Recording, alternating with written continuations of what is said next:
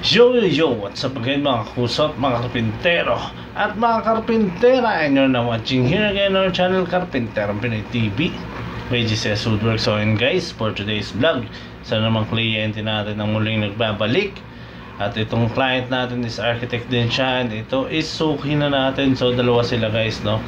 This architect Ivan and architect Lorraine. Pero yung client natin na to is para lang kay architect Ivan. So yung project natin guys na gagawin, so dyan yan sa Manhattan Heights sa Cubao, Quezon City. So ang atin lang dito guys is cabinet, console, TV console, bed with a lot of storage. Napakarami ng storage ng bed na gagawin natin dito. Aircon cover, then shoe rack, kitchen, and CR cabinet. So medyo marami-rami rin yung gagawin na ito guys, no? So isa na naman tong matinding project na gagawin natin. So medyo challenging din siya kasi napakaraming storage ng kama. So panoorin nyo guys, samahan nyo ako. Let's go. So ayun guys, agad na ang binisita ang condo unit ng project ni Architect Ivan, ng ating client, no? So ito guys, ongoing pa yung renovation nila. And dito natin ikakabit yung bed frame nila. Then yung kitchen nila is doon, and shoe rack. Dito naman guys ang kanyang lavatory and vanity with mirror niya. So ayun guys, no? So agad naman namin na sinukatan lahat. Then ginawa na rin natin yung design. Ito guys, papakita ko sa inyo. So ayun guys, ito yung mga design na pinasa sa atin ng ating client. So ito yung kanyang TV rack, then kitchen cabinet, ito. Then ito naman yung kanyang lavatory cabinet and vanity with mirror. So ito naman yung kanyang bed frame guys, no? Abangan nyo yan guys, napakaraming storage nito. Drawer, then dito yung closet nya, yung sabitan ng damit. Then meron siyang table extended dyan, then sliding door to nandyan. So ayun guys, abangan nyo, gawin natin, baka gawin pa ng iba. Let's go. At ito na nga, inumpisahan na natin ang bakbakan sa ating wood workshop, kung saan binubuo muna natin yung mga item dito bago natin i-deliver. So ito na yung kanyang kitchen. Then nakita nyo na yung bed frame nya. Then ito naman ang kanyang overhead cabinet ng kitchen nya rin. So ayan guys, no? And ito, natapos na rin yung mga door. Syempre sunod dyan, puproceed tayo sa laminate and painting works. Pero yung iba doon natin gagawin sa site kasi nga i-assemble pa natin doon mismo bago natin mapipix yung mga laminate and yung mga painting, at doon natin matatapos yon. So ayun guys, nag-proceed na nga tayo sa delivery. At ito na nga, sinasampan na natin yung mga cabinet na dadalhin dyan sa Manhattan Heights, at doon natin bubuuin yung iba at doon ipipinish. So ito na nga guys, dumating na kami. As you can see, wala pang kapinto-pintura. At ito, laminated board yung gamit natin. Dito naman yung kanyang hangeran. So dyan i-assemble yan. So ito na yung kanyang kitchen, no? So as you can see, napakaraming storage niyan. Drawer nya, ilan na yun. And dito yung sliding door, kailangan natin pinturahan. At ito yung step ng stair nya.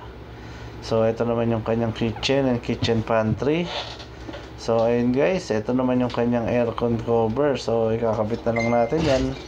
Then after nyan, makikita nyo kung ano yung kalalabasan yan guys. So ito, tapos na tayo sa painting work sa ilalim ng kama.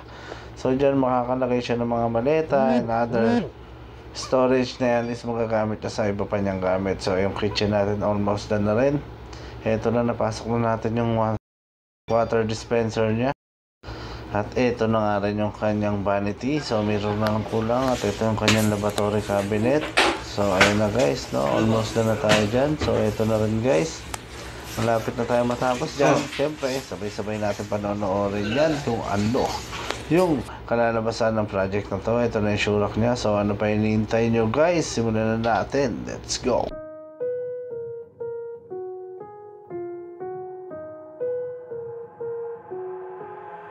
I've got an itch I can't scratch, I'm missing a piece that completes a whole part of me, an open wound scar to see. Everybody come here, gather round, welcome to the freak show, the best in town. What the hell's wrong with me? I don't get along with anybody, honestly.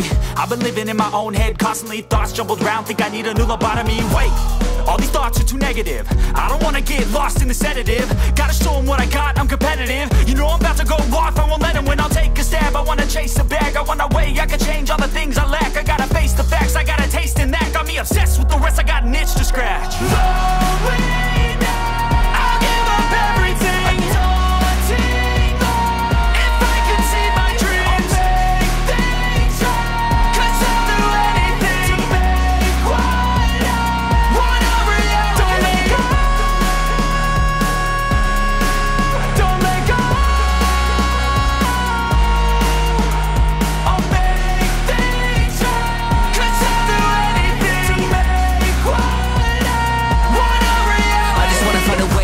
The venom in my brain, running from the past, wanna escape my pain. I just wanna be a better person, I deserve this, I just wanna break these chains. Always asking for greatness, true to myself, I never fake it. Seen too many once, I just so they get famous. And when I say the truth, most really can't take it. In spite of everything I've been through, I'ma make it. Fake friends, but on my downfall is toxic. Day one, started to outlaws for profit. Now all I do is write verses, no talking. All I do is put the work in, no option. This was everything I ever wanted, created a legacy off of me, just being honest. And the fake ones hate, but it's all to no avail. They wanna see me lose, but you know I never fail.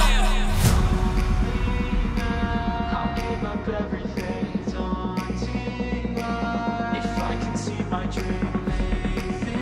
So ayun guys, nakita nyo naman kung ano yung kinalabasan ng ating proyekto dyan sa Manhattan Heights, Cubao, Quezon City. So talaga namang babalik-balikan yung gawa natin pag ganun kaganda yung resulta. So ayun guys, hindi sila nagsasawa sa ating magpagawa dahil nga hindi rin tayo nagkukulang sa kalidad at quality ng ating mga cabinet na ginagawa.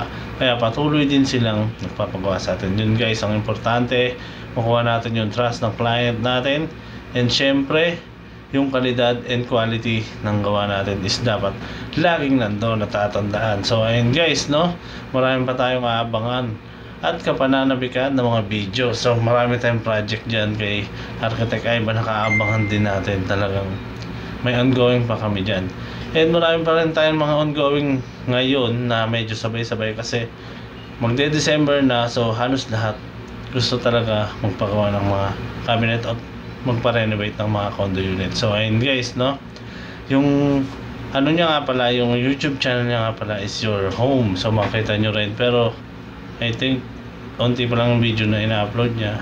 So more on project niya is yung cabinet is tayo rin gumagawa. So yun guys, and shoutout nga pala kay Carpinterong Gala na nag-comment sa atin. Ito siya, so support nyo rin yung channel niya, no. So maraming salamat sa lahat ng sumusuporta at sumusubaybay at patuloy na naniniwala at nagtitiwala sa ating Carpinterong Pinoy TV.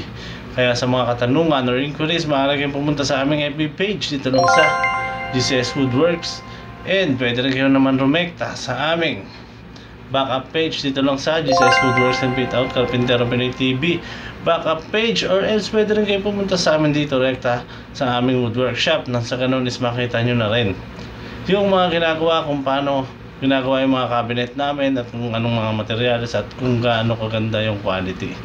So traceable naman yan dito lang sa GCS Woodworks and Fit Out. Makakarating kayo dito sakto sa aming lokasyon. So ayun guys, sa mga hindi pa po nakapag-subscribe, no, tulungan nyo kaming iangat ang ating bandilang Pilipinas, dahil dito sa Pilipinas na matatagpuan ang Carpinterong Pinoy TV by GCS Woodworks. So ayun guys, sa mga OFW natin dyan sa ibang bansa na patuloy nanonood, syempre napakarami nyo na, maraming salamat sa suporta nyo at sa patuloy nyo pagsubaybay. Maraming salamat po. Mag-ingat po kayo lagi dyan. Hanggang dito na lang vlog natin for today.